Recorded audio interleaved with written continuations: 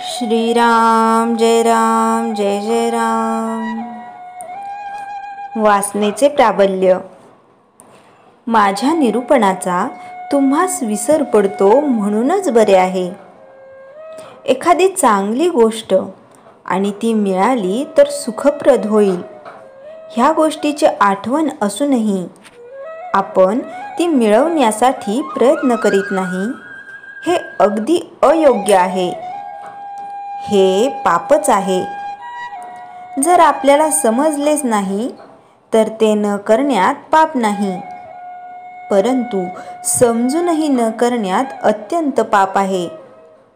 खरे म्हणजे प्रयत्न करणे हे आपल्या हातात आहे।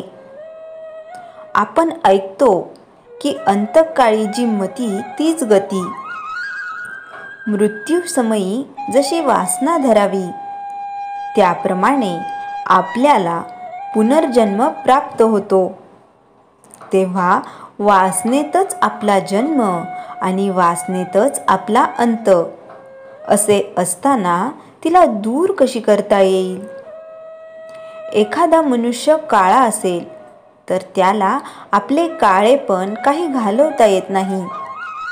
त्याप्रमाणे वासना असणे हा मनुष्याचा एक सहज गुण आहे, तो त्याला पालटता येत नाही।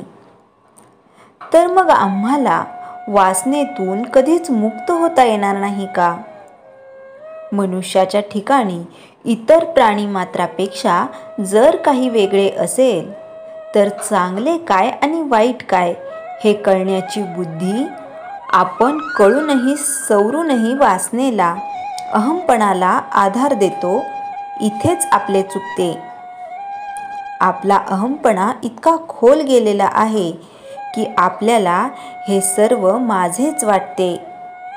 माझी बायको, माझी मुले, माझे घर, माझे माझे म्हणून किती सांगावे। त्या माझेपणामुळेच अहंभाव वाढीला लागून सर्व काही आपल्या मनाजोगते, आपल्याला सुख देणारे हवेसे वाटू लागते आणि दुःख अगदी नकोसे वाटते। अर्थात जगात कोणालाच नुसते सुख मिळत नाही, असे असूनही अहंपणाला बळी पडून सुखाच्या लालचीने मनुष्य मरेपर्यंत बरे वाईट कृत्ये करीत असतो आणि त्याप्रमाणे त्याची वासना बनत जाते। वासना म्हणजे अभिमान, म्हणजेच मीपणा। अशा रीतीने अहंपणात जर वासनेचे मूळ अधिष्ठान आहे तर तो नको का घालवायला? खरोखरच मनुष्याचा अहंपणा इतका खोल मुरलेला आहे की त्याचे निर्मूलन करायला तसेच सूक्ष्म अस्त्र पाहिजे। नामा इतके प्रभावी आणि सूक्ष्म अस्त्र दुसरे कोणतेच नाही, ते परमेश्वराच्या अगदी जवळचे आहे। परंतु एवढे असूनही आपण ते आवडीने, निष्ठेने घेत नाही। आम्हाला सर्व काही समजते, परंतु नामस्मरण करण्याचा आळस आपल्यात भरलेला आहे। भगवंत करता आहे असे अनुसंधान जो रात्रंदिवस ठेवील त्याचाच अहंकार जाईल, हे ध्यानात ठेवून आपण भगवंताचे नाम घ्यावे। मनाने भगवंताचे होणे हे भक्तीचे मर्म आहे। आपल्याला जे पाहिजे ते त्याच्याजवळ मागावे।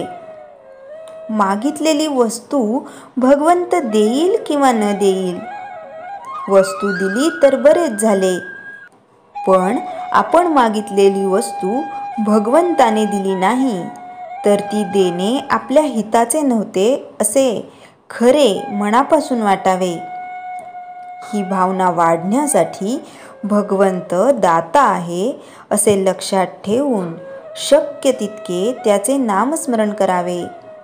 श्रीराम जय राम जय जय राम। चैतन्यवाणी। जो नामात राहिला त्याचा वासनाक्षय झाला। श्रीराम जय राम जय जय राम। जयाच्या जनी जन्मनामार्थ झाला, जयाने सदा वासनामात केला. जयाच्या मुखी सर्वदा नाम कीर्ती, नमस्कार तया ब्रह्मचैतन्य मूर्ती. श्रीराम जय राम जय जय राम.